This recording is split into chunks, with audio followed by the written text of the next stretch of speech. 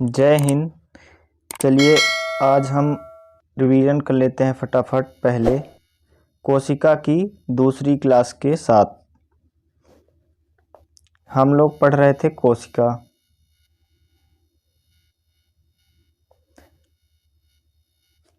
कोशिका इंग्लिश में बोलते हैं सेल। इसको हम लोग कल ठीक से पढ़ रहे थे। परिभाषा छोटी बड़ी। परिभाषा में क्या देखे थे कि कोशिका जीवन की संरचनात्मक तथा कार्यात्मक इकाई है। फिर छोटी बड़ी में ओवरऑल दुनिया में सबसे छोटी माइकोप्लाज्मा, और उसके बाद सबसे बड़ी कोशिका है शुतुरमुर्ग का अंडा। मानव में देखे थे, मानव में सबसे छोटी है स्पर्म, और सबसे बड़ी है ओवम, यानी मेल का स्पर्म सबसे छोटी कोशिका, और फीमेल का ओवम सबसे बड़ी कोशिका। फिर उसके बाद क्या देखे थे, यहाँ खाली पेज में देख लेते हैं। देखिए, और उसमें देखे थे हम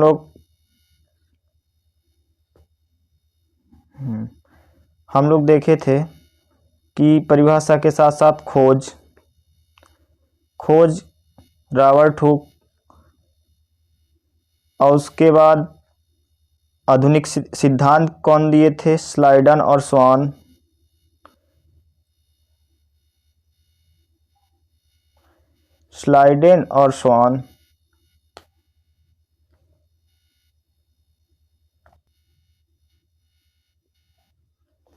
चलिए, फिर और स्लाइडन जो वैज्ञानिक थे वो थे पादप मतलब वनस्पति विज्ञान के, और जो स्वान थे ये थे जंतु विज्ञान के वैज्ञानिक। ये भी कभी कभी प्रश्न आता है, वनस्पति विज्ञान के हो गए और जो स्वान थे वो जंतु विज्ञान के हो गए। चलिए आगे देख लेता हूँ। और देखिए, मानव में शुक्राणु सबसे छोटी कोशिका है, और सबसे बड़ी है ओवम।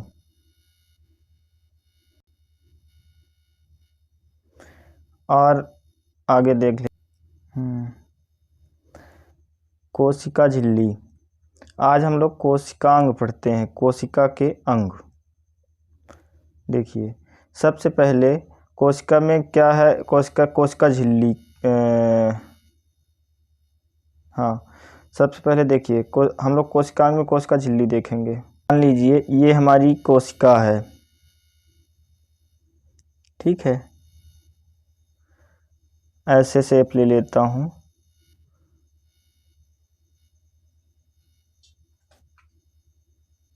देखिए, ये मानिए हमारी कोशिका है।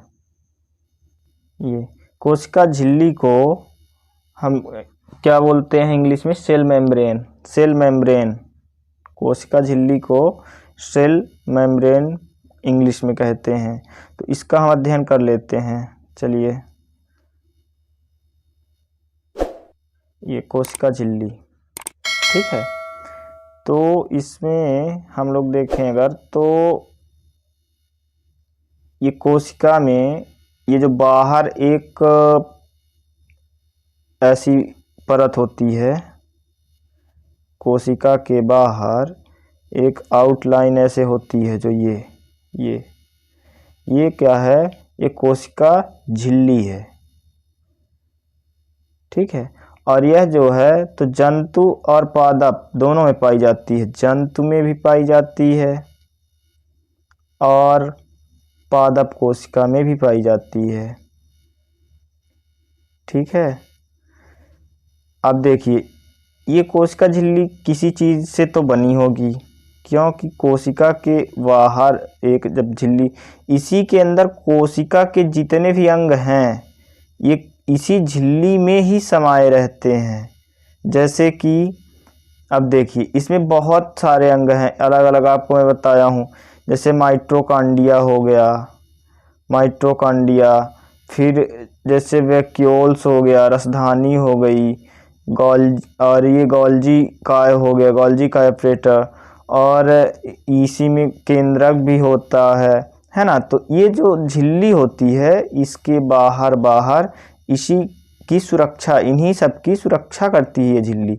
इसको इंग्लिश में सेल मेम्ब्रेन बोला जाता है और हिंदी में इसे कोशिका झिल्ली कहते हैं, कोशिका झिल्ली।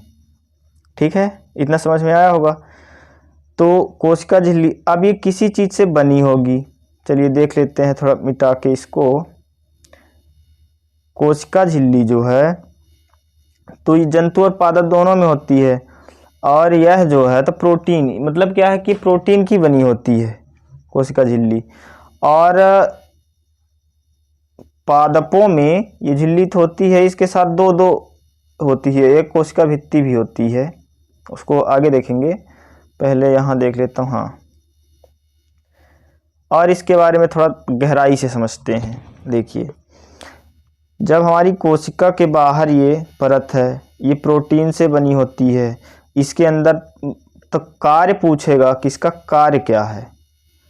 कार्य, कोशिका झिल्ली का कार्य क्या है कि ये क्या है कि सभी अंगों की रक्षा मतलब सुरक्षा करती है, और जो है तो कोशिका को डैमेज होने से भी बचाती है, क्योंकि जो उसके इधर उधर पार्ट्स जो अंग हैं बाकी और कोशिका के अंदर, तो वो इधर उधर ना बिखर जाएं, इसलिए उसका कार्य क्या होगा, सुरक्षा करना।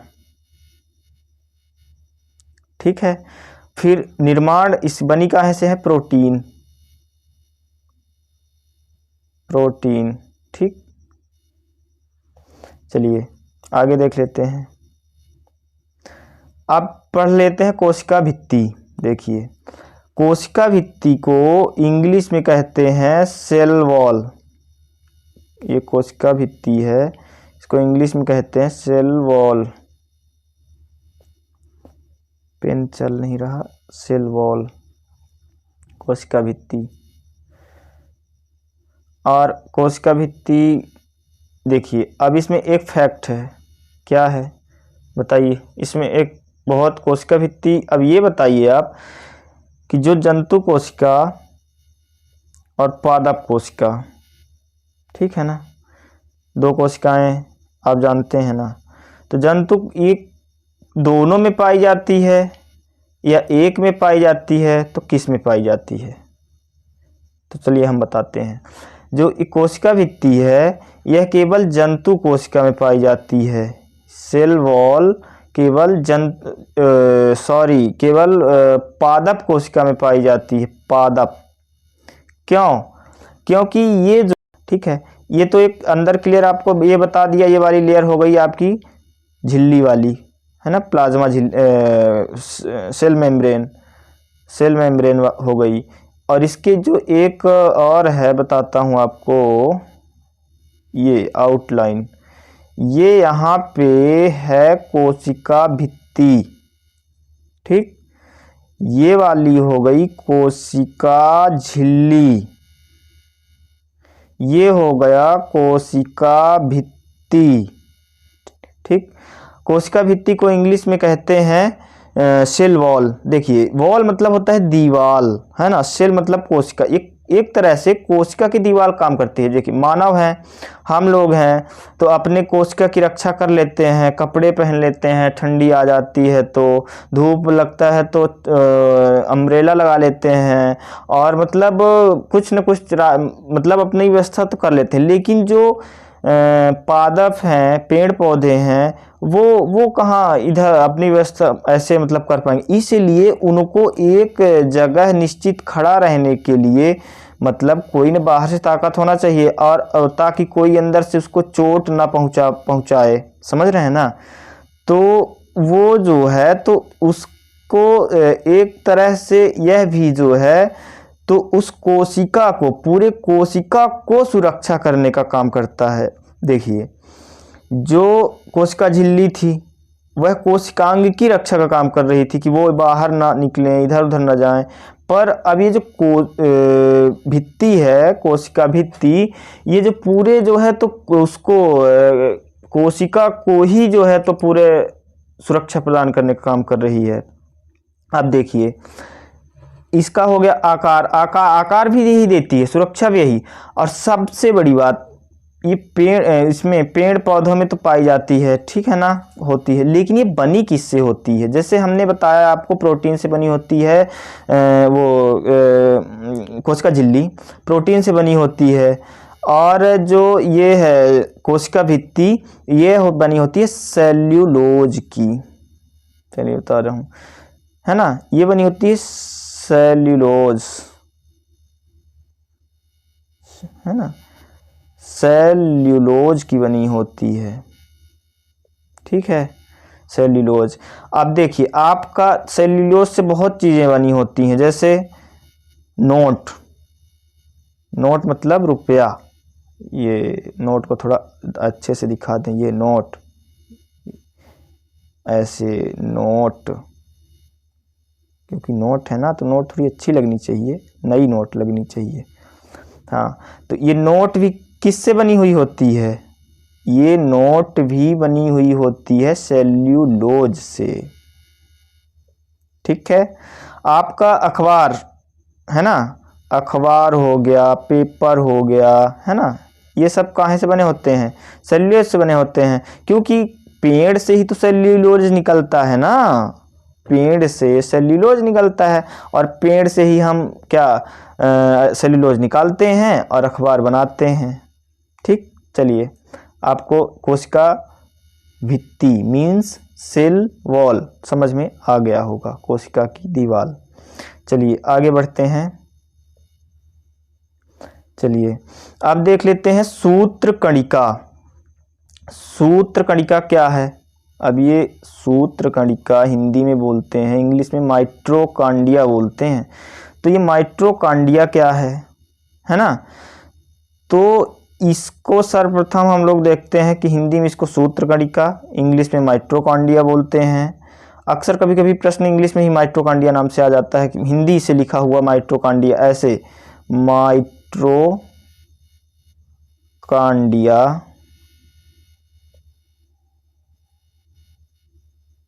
ये ऐसे लिखा जाता है हिंदी में ही। तो इसको इंग्लिश हिंदी दोनों में याद रखिएगा। सूत्र कणिका बहुत कम बार पूछता है, अक्सर माइटोकॉन्ड्रिया लिखा आता है, ठीक है। अब इसके आगे देखते हैं इसकी खोज। देखिए माइटोकॉन्ड्रिया की खोज कौन किए थे? अल्टमैन, अल्टमैन, ठीक है। अल्टमैन जी खोजने के बाद सूत्र कणिका, इसमें देखे कि माइटोकॉन्ड्रिया में श्वसन होता था, श्वसन हीमोग्लोबिन द्वारा इसमें परिवहन करके ऑक्सीजन को माइटोकॉन्ड्रिया में ले जाया जाता है, वहाँ पर श्वसन होता है, जिसको क्रेब्स चक्र बोलते हैं। हालांकि क्रेब्स साइकिल वहाँ चलता है, और इस क्रेब्स चक्र इसलिए बोलते हैं क्योंकि क्रेब्स नाम के वैज्ञानिक जी जो थे तो वही खोज किए थे उसकी, इसलिए क्रेब्स नाम पड़ गया। फिर उसके बाद इसमें देख लेते हैं कि माइटोकॉन्ड्रिया में जब क्रेब्स साइकिल चला, उसके बाद उसमें एटीपी का निर्माण होता है। 38 एटीपी मिल करके एक ग्लूकोज का निर्माण करते हैं। और जैसे देखिए, क्या मैं लिख के बताता हूँ, ऐसे समझ में बोलूँगा तो कम आएगा।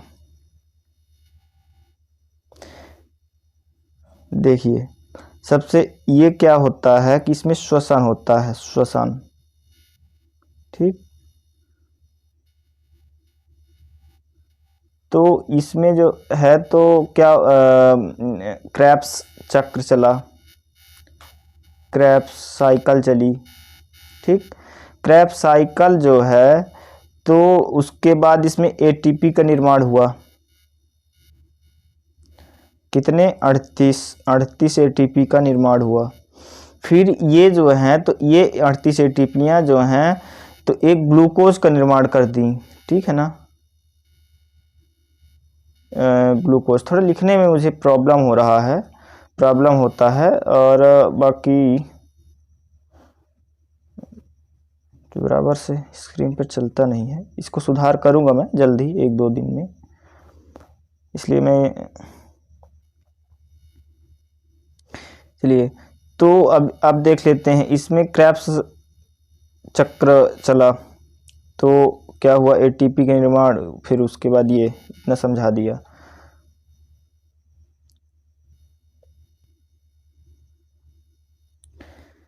तो देखिए इसमें जो है तो श्वसन हुआ, श्वसन, फिर इसमें क्रेब्स साइकिल चला, क्रेब्स, फिर वही हो जाएगा। तो उसके बाद देख लेते हैं इसमें ऊर्जा बनने, ऊर्जा को पावर भी बोलते हैं, पावर, POWER, पावर, ठीक है। तो इसको कोशिका का पावर हाउस भी कहा जाता है। ये प्रश्न आता है, कोशिका का पावर हाउस किसे कहते हैं, माइटोकॉन्ड्रिया को, ठीक, पावर हाउस।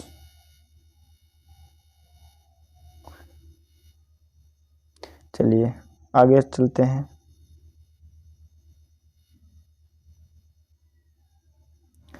अब देख लेते हैं गोल्जी काय। देखिए गोल्जी काय को हिंदी और अंग्रेजी दोनों में ही गोल्जी काय ही बोलते हैं, गोल्जी काय। ये जो है तो परिवहन का काम करता है, परिवहन।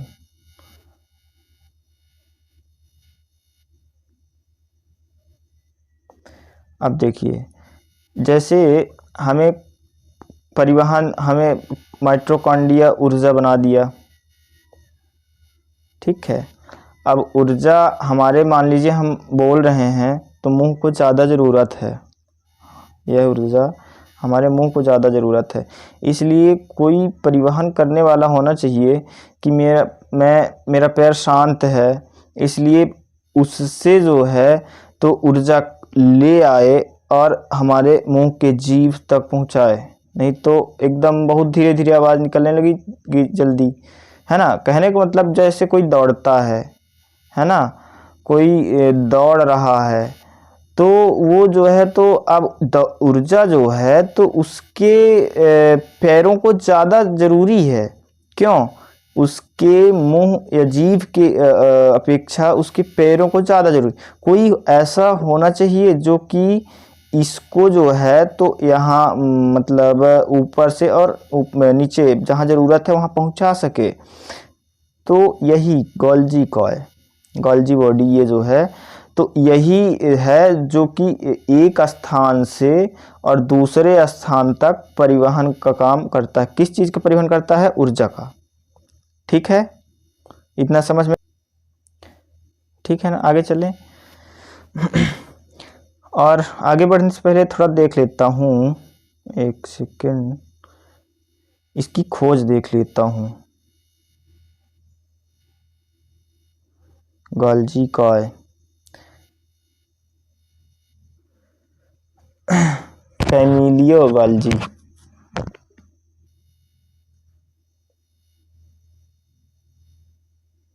हाँ तो खोज कौन किए थे, खोज कैमिलो गोल्जी, कैमिलियो गोल्जी,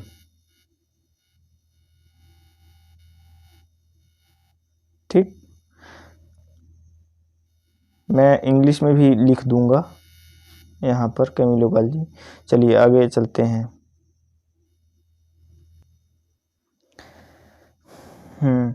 तो अब ये देख लेते हैं कि इसके आगे रसधानी, रसधानी देख लेता हूँ पहले। चलिए ये रसधानी, रसधानी को इंग्लिश में वैक्यूल्स बोलते हैं। देखिए हमारे शरीर में 65% जल है, ठीक, हमारे शरीर में कितना % जल है, 65% है। अब ये जल ऐसे तो नहीं है कि एक जगह मतलब कहीं स्टोर है, पेट में है, चलो 65% भरा हुआ है, या हमारे कुछ मुंह में है, कुछ हाथ में है ना। ऐसे देखिए, ये पानी जो है तो 65% अर्थात यह समझिएगा 100 किलो का अगर आदमी है तो उस 65 किलो उसमें पानी भरा होगा, समझ गए ना। तो ये जो रसधानी है तो ये कोशिका पूरे शरीर में है, पूरे शरीर में जो है तो कोशिका है, तो सभी जगह जब कोशिका है तो उसमें रसधानी भी होगा, है ना। जैसे आगे आपको समझा देता हूँ थोड़ा सा, देखिए यहीं पे बता देता हूँ। यहाँ पे जैसे मान लीजिए कि ये कोशिका है तो इसके अंदर यहाँ पे मान लीजिए माइटोकॉन्ड्रिया हो गया, यहाँ पे मान लीजिए ये तारक काय ही हो गया, वो अभी हम लोग रसधानी पढ़ रहे थे, रसधानी है। तो पूरे शरीर में हमारे इतनी असंख्य लाखों करोड़ों कोशिकाएं हैं, ठीक है। अब सभी में जो है तो सभी में पानी भरा रहता है, इसका काम ही है पानी स्टोर करना, और उसका वैक्यूल्स का, यहाँ लिख भी देता हूँ वैक्यूल्स, समझ जाइएगा, ठीक है। चलिए आगे उसी में चलते हैं, उसी पर देखिए, इसी पर इस रसधानी को हम बताए अभी, मिटा के ही बता देता हूँ। चलिए आगे बढ़ते हैं, रसधानी बता दिए, आगे बढ़ते हैं।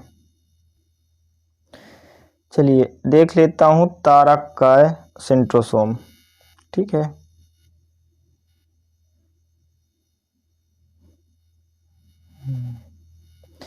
तारक काय क्या है? नहीं, तारक काय को इंग्लिश में सेंट्रोसोम बोला जाता है, इंग्लिश में सेंट्रोसोम, हिंदी में तारक काय। इसका काम क्या होता है? कोशिका का विभाजन करना, विभाजन करना। आप समझिए, ये हमारी कोशिका है, ठीक है। यहाँ हमारे बॉडी में मतलब असंख्य कोशिकाएं हैं। यहाँ पे मान लीजिए कुछ कोशिका हमारी डैमेज हो गई यहाँ पे, ठीक है। अब यहाँ की जो कोशिकाएं हैं तो इनमें भी जो है तो सेंट्रोसोम है, और यहाँ जो है तो मर गई कोशिकाएं यहाँ वाली, तो ये सेंट्रोसोम जो है तो देखेंगे इधर कि यहाँ तो खाली है, तो धीरे धीरे 1 से 2 मतलब 1 से 2 होते हैं, ऐसे विभाजन होता है इनमें, कोशिका विभाजन 1 से 2 मतलब पुनर्निर्माण, 1 का 2 भाग हो जाता है। तो एक तो उसी जगह यहाँ की अगर कोशिका है, ये यहाँ की कोशिका है, तो एक यहाँ रह जाएगा और एक यहाँ आ जाएगा, मतलब 2 हो जाते हैं।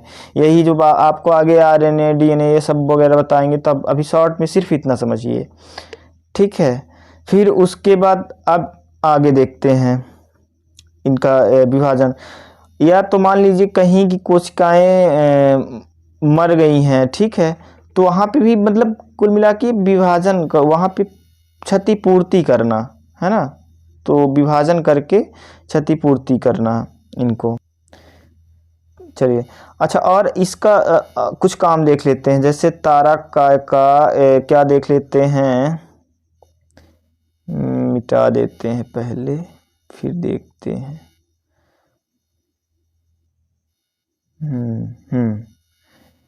जैसे सबसे बताइए विभाजन कहाँ होता है? विभाजन सबसे तेज बताया था आपको, बताइए जब आप कमेंट करके बताइएगा, ठीक है। सबसे ज़्यादा विभाजन होता है तारक काय में, सॉरी लीवर में। लीवर, अगर मान लीजिए लीवर थोड़ा सा भी डैमेज हो जाए ना, ठीक है, अगर थोड़ा सा कहीं डैमेज हो जाए तो जो से ये है सेंट्रोसोम, उसमें इतना ज़्यादा रहता है कि उसको बहुत जल्दी रिकवर कर लेता है। समझ गए ना? ये जो सेंट्रोसोम तारक काय है, ये तुरंत ना, इसमें ज़्यादा बहुत काफ़ी अधिक मात्रा में होता है लीवर में, ठीक है। तो उसको जो है तो क्षतिपूर्ति पूर्ण कर लेता है। अच्छा, सबसे कम विभाजन कहाँ होता है? कम, ये तो हो गया ज़्यादा। कम, कम विभाजन होता है ब्रेन में। देखिए कम, बताता हूँ आपको।